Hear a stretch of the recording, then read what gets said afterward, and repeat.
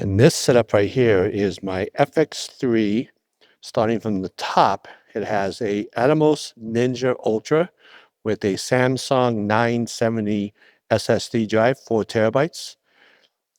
HDMI thin cable by shape, very thin, flexible. Going into the FX6 via the HDMI. The audio, which is being recorded from this, which is the Saramonic Ultra. They just came out with a new Sony direct-to-hot shoe adapter. So the audio that you're hearing right now would be the audio from the FX3.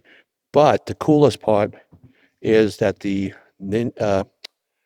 Saramonic Ultra has 32-bit float and timecode generator. So if you could, I have to still figure out how to get the timecode to be received from the Ninja. So if I can get the timecode to sync up with the Ninja, worst case scenario, I would have to have the Ultra be the generator and have the outputting timecode to one of my Atomoses. But I just something new. I haven't overly played with the timecode on the Saramonic Ultra, but so far I own a lot of audio. The 3 audios, I recorded a video on Thursday in Toronto with my buddy Jack at the VizTech YouTube studio because I actually own the only 3 audios that can go directly into the hot shoe.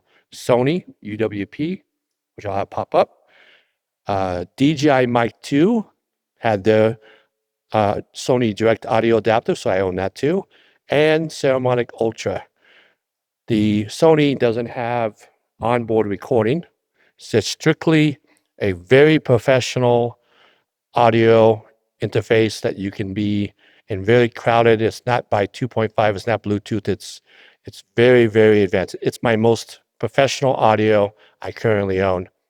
That can go directly into the FX6 hot shoe adapter on top. So that audio I can actually receive it audio to the Shogun. I can actually see my audio gains. So I see that. So this is the FX3. Starting from top, I have the Ninja Ultra receiving timecode from the Shogun Ultra. I have in the hot shoe the Saramonic Ultra receiving audio and recording on board to the onboard transmitter, 32-bit float. On the back, we have a GENTREE Bumble Bee, which is I believe a 147 or 145 watt battery. Has a USB-C out, which I have the USB-C out powering the Sony monitor, which I learned about when I went to a show called Imaging USA with a gentleman called L. Dean, which is a Sony person. I never knew about this. And I learned at Imaging that you can plug in a USB-C and have total control over the monitor with face tracking. You can actually see the face tracking in the monitor. The lens I'm using is a Zeiss 24-70 f4. Typically at trade shows, I want a little bit more depth.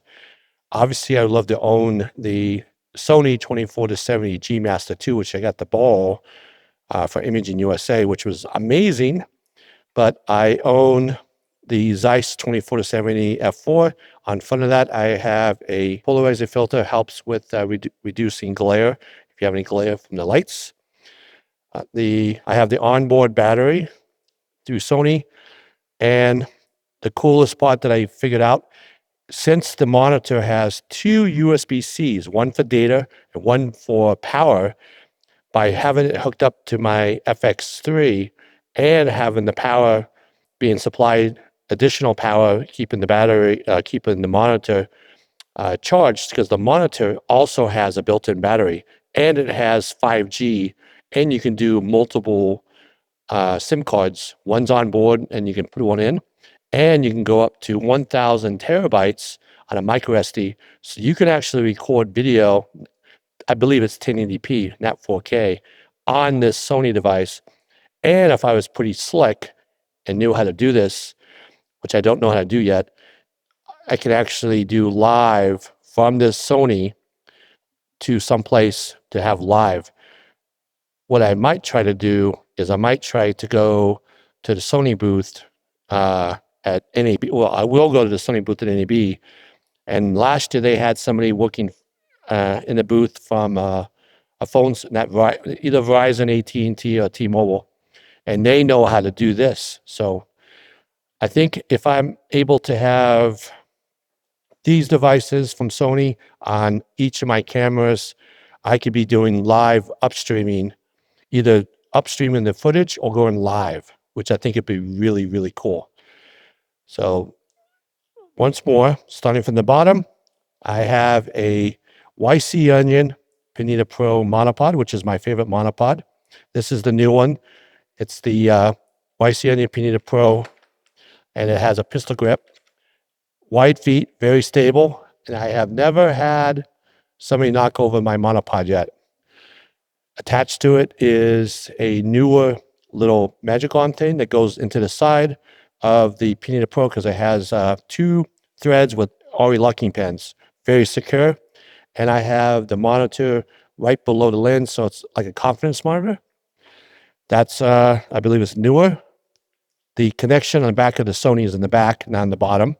And it has RE pins, so that worked out nice. And I bought the ZITAY, which has a voltage meter on the back, which I think is really, really cool. So you pretty much know that you have power, good power. Let me do this right now. It has a little green screen up here that shows the power being in. And on top of it, that's going into the D-tap on the V-mount battery, there's a green button. There's one time when I plugged it in and it was either yellow or red, which I found out my battery was dead. So it told me when I plugged it in that there was no juice in the battery, which I thought was pretty cool. So it's a visual indication showing that I have a good power coming from this V-mount battery, and I can see the voltage right here on the screen. I'll have all this stuff in my description if you want to save yourself time. This has been since 2022 was my first trade show. It's called Profusion Expo in 2022. So from 2022 to 2025, I've been doing my best to learn how to be more efficient. I travel. So I fly from Boston, Massachusetts to Las Vegas for NAB. I also flew from Boston to Los Angeles for San Diego Expo LA. I drove my car to Atlanta for San Diego Expo Atlanta. I go to New York either by train or driving. And I going to the B&H Build Expo this year. So you'll see me at NAB next month. So please say hi. I think you would really love this new stand, which I have never seen before. I have never seen this new stand. Let's see if I can see it. Yep. So the stand I have never seen before. And then when it came out of the box, I was pretty jacked up. And even the person, his name is George from Studio Titan America. When we took it out of the box, he didn't realize what upgrades Studio Titan did. And the upgrades is on the bottom, there's some additional shocks. So the cool thing, like I mentioned, is the shock when you're rolling around. So I think that's pretty phenomenal. So if you want any information, I'll have it down in the description. I'll have the phenomenal Studio Titan scissor stand. It's beyond belief. I didn't even know this even existed. It was in a box. I took a peek at it, and I immediately knew that this would be my new rolling stand at trade shows because it's easy to navigate, and it's pretty much the same width as me, and I don't need weights in the bottom. It's very, very stable. And what I'll do is, since I have the other camera going, and in the garage, this is the garage down in the basement where I live. And I'm not sure how far we can go, but if you can, I'll have the footage because I'm recording from the FX3. So I'm going to push it. Let's do.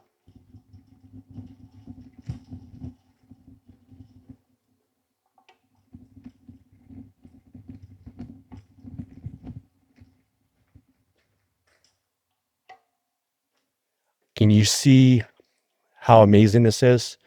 If you see how amazing this is, please, please let me know in the comments, because when I get comments and questions, I know there are viewers of my YouTube channel. And if you like the concept of racing to the top, my whole channel is racing to the top, how I can be more efficient with my recording, video recording, but I'm also a headshot photographer. So I have two hats on sometimes at trade shows.